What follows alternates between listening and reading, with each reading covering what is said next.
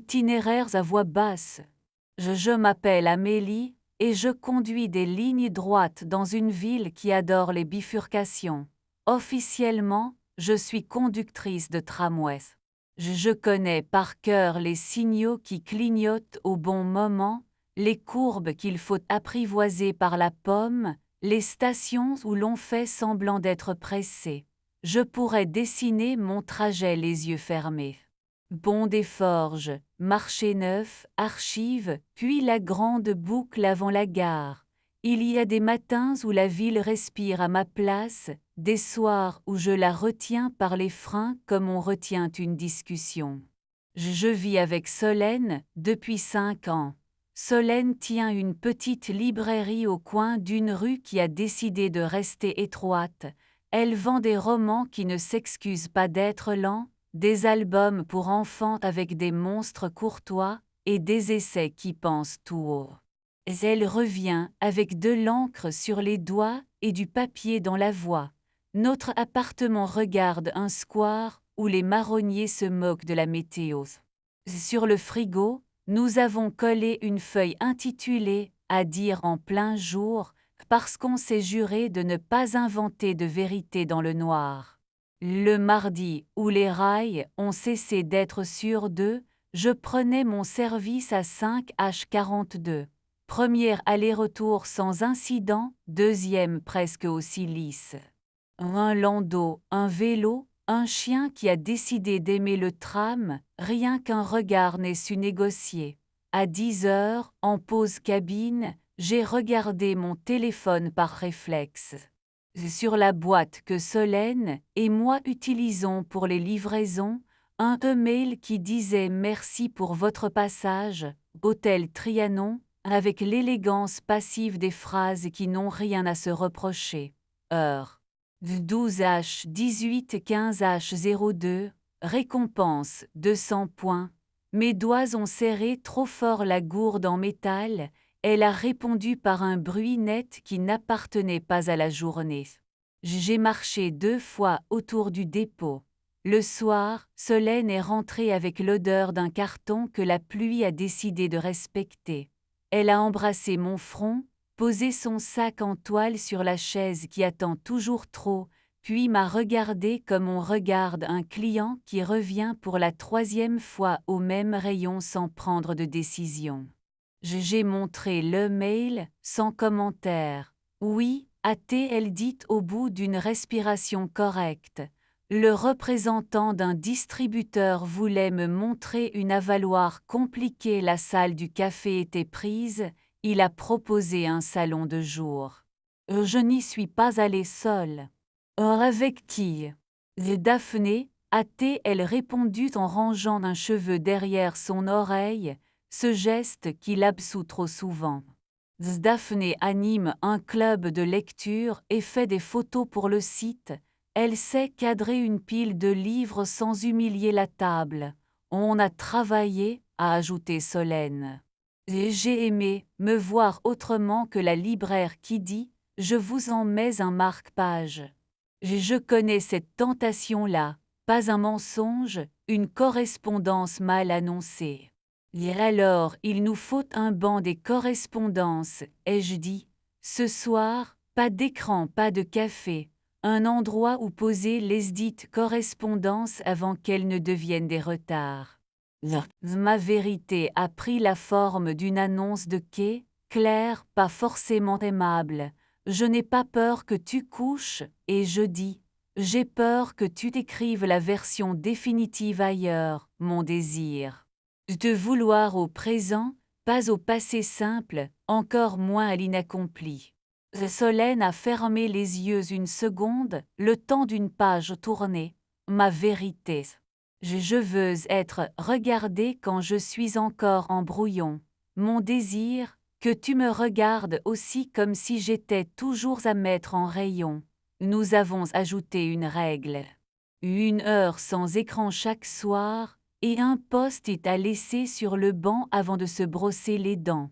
La première semaine, la surface est couverte d'aveux brefs. M'embrasser sans résumé, dire non sans commentaire, que l'hôtel arrête d'écrire, L'hôtel lui a renvoyé, double point tout le mois. Le marketing adore la météo des couples. Je me suis réfugiée dans mes trajets. Le samedi, Daphné a posté une story, une pile de livres sur une table, 2 cafés sans sucre, le coin d'une veste que je reconnaîtrais de loin. Rien d'indécent, mais une présence que je n'avais pas invitée. Le soir, sur le banc des correspondances, Solène a écrit « Je veux pouvoir te dire quand j'ai aimé quelque chose qui n'est pas toi ». J'ai écrit « Je veux te proposer autre chose que des reproches ». Nous avons ajouté « et que je propose plus que des excuses ». Un jeudi, je suis rentrée plus tôt. J'ai vu, depuis la rue, Solène et Daphné au café d'angle.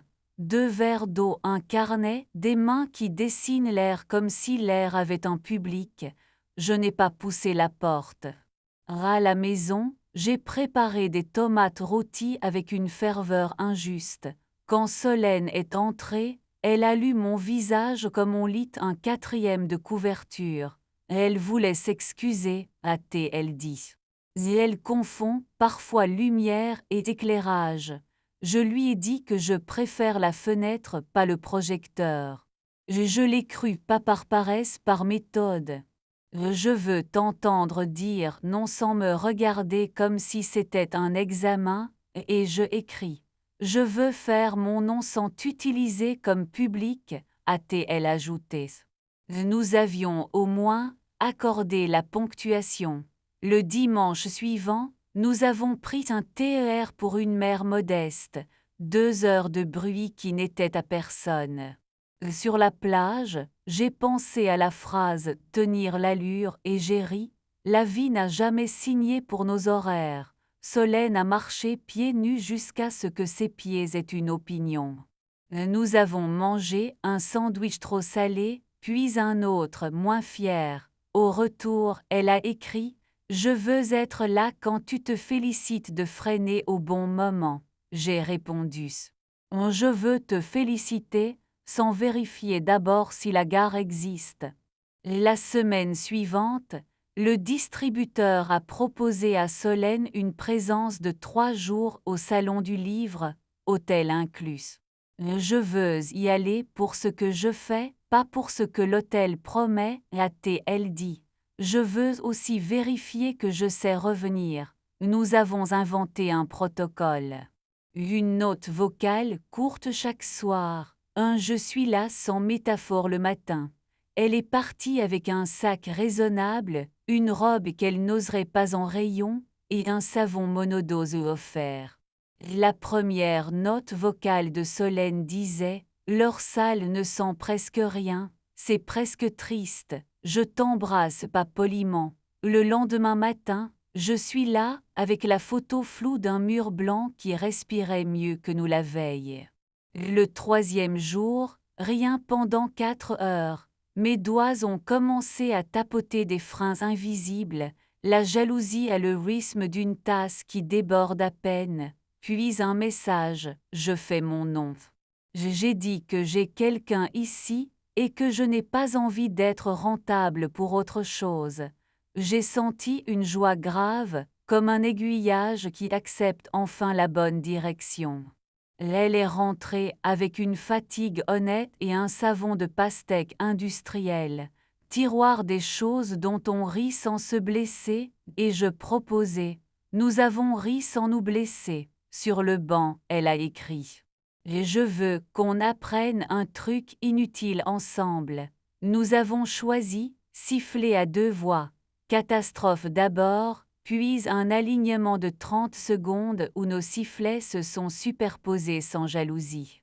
J'ai pensé à mes rails. Parfois, 2 lignes parallèles se sentent moins seules qu'une seule qui zigzague trop. Hier, une passagère a pleuré sans bruit entre marché neuf et archives. Je lui ai demandé si ça allait. Elle a dit « Je ne sais pas où descendre ». J'ai voulu lui répondre nulle part, puis et ici, puis j'ai dit « Prenez votre temps ». Et elle a souri, comme on rend un ticket qu'on n'avait pas composté. Le soir, j'ai écrit à Solène Je ne veux pas toutes tes notes si c'est pour les posséder. Je veux les connaître pour les reconnaître. Elle a répondu, alors regarde. C'était la façon juste de dire écoute à quelqu'un qui conduit des lignes. Ce matin, l'hôtel Trianon a tenté, dernière chance de doubler vos points. J'ai cliqué, changé d'adresse, et j'ai mis la nôtre, petite insolence ménagère. Puis j'ai collé sous la feuille à 3 étiquette découpée dans un vieux plan de réseau. Nous, aujourd'hui, Solène a posé sa main sur le banc et a dit « Une vérité, un désir, pas d'astérisque.